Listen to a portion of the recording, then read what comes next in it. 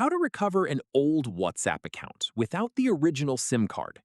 This tutorial shows you how to contact WhatsApp support directly to get it back on Android. First, open any browser on your Android device and go to whatsapp.com/contact.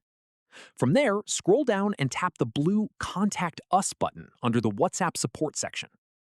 After that, you'll be taken to a new page where you can fill out your details to reach the support team. At this point, enter your old WhatsApp phone number in the field provided. Make sure to include your country code. From there, enter your email address in the next field.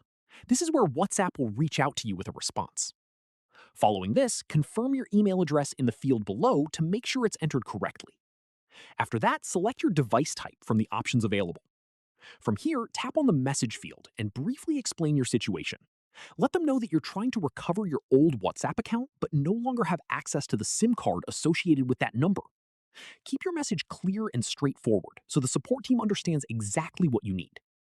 Finally, once everything is filled out, submit the form and keep an eye on your email for a response from the WhatsApp support team. That's how you reach out to WhatsApp to recover an old account without your SIM.